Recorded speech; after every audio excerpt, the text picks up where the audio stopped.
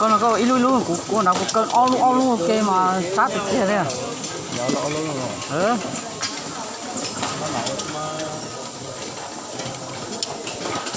Tao sẽ chẳng vô thôi để kia.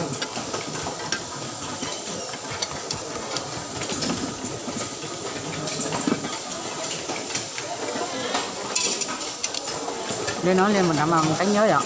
Hả? Họ lên đấy họ lên mồ thôi nhở. Lên đó lên một lên ôm một mà ôm tính phúc tớ lên một. À. Xin ra xe à? Nó lên một phế ơi. Lên một phế đằng sau.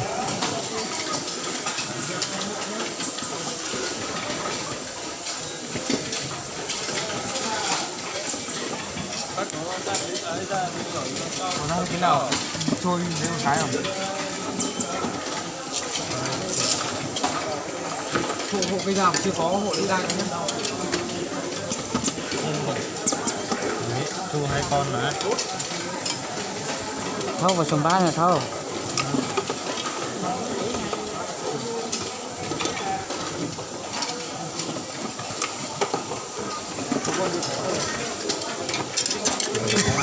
Đã lọc khoan kia.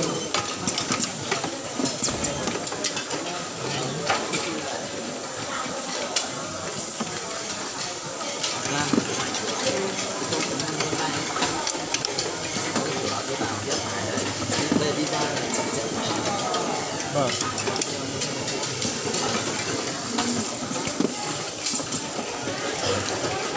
Có cần còn chân trang rồi chứ? Đập bơm vào hai cái nút đấy à? À. Là dán thôi nhở? Bây giờ mới có còn nhà đâu có chút chua. Còn đã có một cân nào không?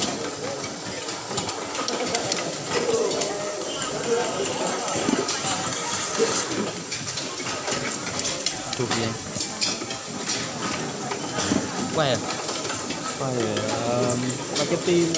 Về cho vợ con xem. Tuyển nhân sự ấy. Để ăn tuyển fan.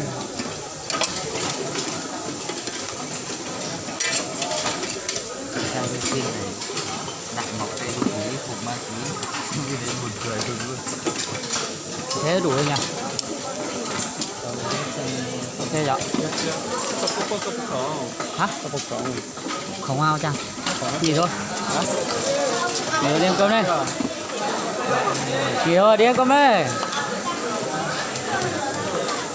Có khẩu nó chứ. Tao giờ cả cho nó muốn nó bỏ chị đấy. Đi cứ đi ăn đi xong đã. Rồi.